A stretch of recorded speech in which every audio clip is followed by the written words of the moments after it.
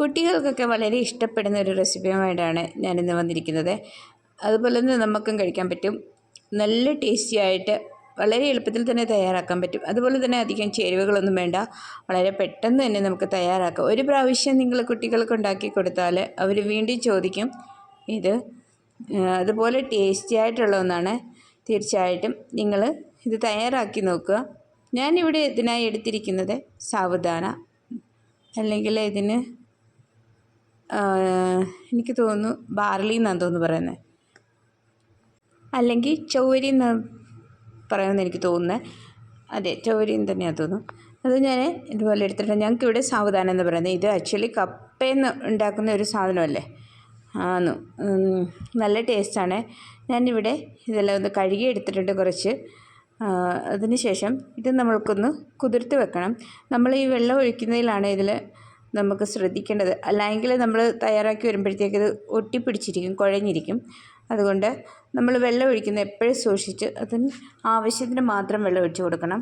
ഞാനിവിടെ കഴുകിയെടുത്തതിന് ശേഷം അതൊന്ന് നെകക്കെ ഒന്ന് വെള്ളം മാത്രം ഒഴിച്ച് കൊടുത്തിട്ടുള്ളൂ.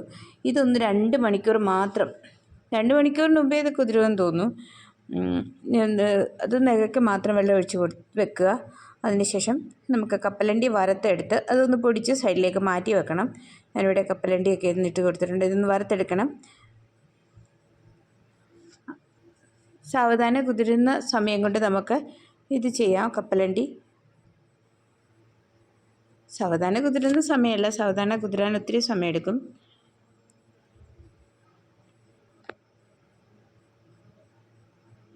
സാവധാനം എല്ലാം ഒന്ന് കുതിർന്ന് വന്നിട്ടുണ്ട്. ഇതുപോലെ നമ്മൾ കൈ കൊണ്ട് പ്രസ് ചെയ്ത് നോക്കുമ്പോൾ ഇത് നല്ലത് പൊടിഞ്ഞു വരും. ആ ഒരു പരുവത്തിൽ വേണം ഇത് നമുക്ക് തയ്യാറാക്കിയെടുക്കാനായിട്ട്. ഇതുപോലെ തന്നെ ഒന്ന് കുതിർത്തെടുക്കണം. ഇനി ഇത് നമുക്ക് നോക്കാം ഇതിൽ വെള്ളം ഉണ്ടോയെന്ന്. ഒട്ടും വെള്ളമില്ല, കാരണം നമ്മൾ ഒഴിച്ചു കൊടുത്ത വെള്ളം കറക്റ്റായിരുന്നു. അത് മൊത്തം നല്ലവണ്ണം അത് കുതിർന്നിട്ടുണ്ട്. വെള്ളം കൂടിപ്പോയാൽ ഒട്ടും ഒക്കത്തില്ല, കാരണം അത് കുഴഞ്ഞു പോകും. പെട്ടെന്ന് തന്നെ നമ്മൾ കപ്പ വേവിക്കുന്നത് പോലെ തന്നെ ഇരിക്കും, കുഴഞ്ഞു തന്നെ ഇരിക്കും. അതുകൊണ്ട് ആ കാര്യം പ്രത്യേകം ശ്രദ്ധിക്കണം. നമ്മൾ കുഴഞ്ഞു പോകാതെ കറക്റ്റ് വെള്ളം ഒഴിച്ച് കൊടുക്കുക. അതുപോലെ തന്നെ കുതിർന്ന ഉടനെ നമുക്കിത് തയ്യാറാക്കിയെടുക്കാൻ പറ്റും. ഞാനിതിനായിട്ട് പാന് അടുപ്പിലേക്ക് വെച്ചിട്ടുണ്ട്. ഇതിലേക്ക് നെയ്യ് ചേർത്ത് കൊടുക്കുന്നു. വേണമെങ്കിൽ എണ്ണ ചേർത്ത് കൊടുക്കാം, അല്ലെങ്കിൽ രണ്ടും കൂടി മിക്സായിട്ട് കൊടുക്കാം. ഞാനിവിടെ നെയ്യാണ് ചേർത്തത്. എണ്ണയെന്ന് പറയുമ്പോൾ വെളിച്ചെണ്ണ ഉപയോഗിക്കാതിരിക്കുക. നമ്മുടെ കറി എണ്ണ, സൺഫ്ലവർ ഓയിൽ ഏതാണെന്ന് വെച്ചാൽ അത് ഉപയോഗിക്കാം. ഞങ്ങളിവിടെ സോയാബീൻ്റെ എണ്ണയാണ് ഉപയോഗിക്കുന്നത്. ഇതിലേക്ക് ഞാൻ ജീരകം ഇട്ട് കൊടുത്തു. ജീരകം പൊട്ടിയതിന് ശേഷം നമുക്ക് ആവശ്യത്തിന് എരിവിനനുസരിച്ച് പച്ചമുളക് ചേർത്ത് കൊടുക്കാം. സാവധാനമൊക്കെയല്ല, അതിന് എരിവ് ഒട്ടുമില്ലല്ലോ അതുകൊണ്ട് നമുക്ക് ആവശ്യത്തിന് എത്ര എരിവ് വേണം അത്രയ്ക്ക് പച്ചമുളക് ചേർത്ത് കൊടുക്കാം. ഇതിലേക്ക് ഉരുളക്കിഴങ്ങ് ഈ ഒരു ഷേപ്പിൽ അരിഞ്ഞു കൊടുത്തിട്ടുണ്ട്. അത് നിങ്ങൾക്ക് ഇഷ്ടമുള്ള ഷേപ്പിൽ ചെറുതായിട്ട് അരിഞ്ഞു കൊടുത്ത് ഇനി ഇതൊന്ന് നല്ലവണ്ണം വേവിച്ചെടുക്കണം. ഉരുളക്കിഴങ്ങ് നല്ലവണ്ണം ഒന്ന് വേവിച്ചെടുക്കണം. നമുക്കതിലേക്ക് ഉപ്പ് ആവശ്യത്തിന് അടിച്ച് ചെയ്ത് കൊടുക്കാം.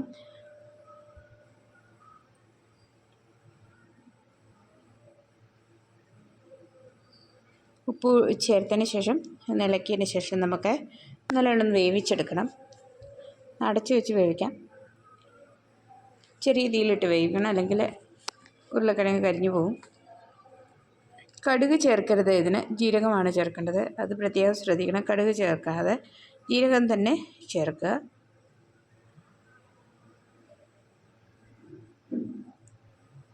ഇതുപോലെ ഇതൊന്ന് വേവിച്ചെടുത്തതിന് ശേഷം ഇനി നമുക്ക് ബാക്കി ചേരുവകൾ ചേർക്കാം. ബാക്കി ചേരുവകൾ എന്ന് പറയുമ്പോൾ നമ്മൾ നേരത്തെ തയ്യാറാക്കി വെച്ച സാബുദാന അല്ലെങ്കിൽ ചൗവരി.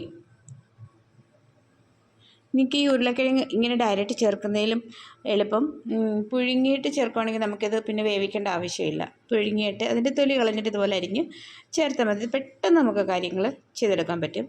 ഞാനിവിടെ പുഴുങ്ങാതെ തന്നെ ഡയറക്റ്റ് ചേർത്തുകൊണ്ടാണ് ഇത് അടച്ചു വെച്ച് വേവിച്ചത്. അത് അവരുടെ ഇഷ്ടത്തിനനുസരിച്ച് ചെയ്യാം.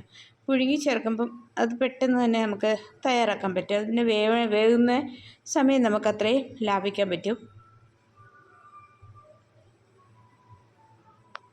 ഇനി നമുക്ക് സാവധാനം ചേർത്ത് കൊടുക്കാം. കുഴച്ച് ചേർത്ത് നമുക്കിത് ഇളക്കിയെടുക്കാം.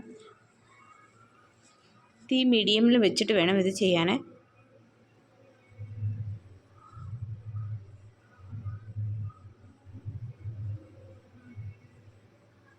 ആദ്യം ഞാൻ കുറച്ച് ഇട്ടതിന് ശേഷം മാത്രമാണ് ഇത് നിലയ്ക്കുന്നത്. അല്ലെങ്കിൽ നിങ്ങൾക്ക് ഈ സാവധാനം ചേർക്കുന്നതിന് മുമ്പേ കപ്പലണ്ടി പൊടിച്ച് വെച്ചത് ഇതിലേക്ക് മിക്സ് ആക്കിയിട്ടും ഡയറക്റ്റ് ചേർക്കാവുന്നതാണ്. അതും നല്ലതാണ്, കാരണം ഒട്ടിപ്പിടിക്കാതെ ഇരിക്കും. ഞാൻ ഈ സമയത്താണ് ഇത് ചേർക്കുന്നത്. ഇതിന് മുമ്പേ നമുക്ക് ഇത് സാവധാനമായിട്ട് ഇളക്കിയിട്ടും ചേർത്താൽ കുഴപ്പമില്ല, ആകുമ്പോഴും ഒട്ടിപ്പിടിക്കത്തില്ല. നിങ്ങൾ അങ്ങനെയും ചെയ്ത് നോക്കുക. പിന്നെ നമ്മൾ മലയാളികൾ ഈ ഹിന്ദിക്കാരുടെ ഫുഡൊക്കെ ഉണ്ടാക്കുമ്പോൾ, റെസിപ്പിയൊക്കെ തയ്യാറാക്കുമ്പോൾ അവർ ചെയ്യുന്നതിൻ്റെ അത്രയൊന്നും നമുക്ക് എന്താണെങ്കിലും ഒത്തു കിട്ടത്തില്ല. എങ്കിലും നമ്മൾ മടിക്കാതെ തന്നെ അത് ചെയ്തെടുക്കാൻ നോക്കുക. നല്ല ടേസ്റ്റാണ്. ഒരു പ്രാവശ്യമെങ്കിലും നിങ്ങൾ കഴിച്ചു നോക്കണം.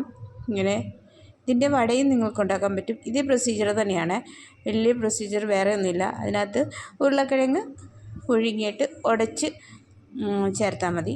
അതുപോലെ തന്നെ കപ്പലണ്ടി വേണം. ഇത്രയൊക്കെ കാര്യങ്ങൾ തന്നെ മതി വട ഉണ്ടാക്കാനായിട്ട്.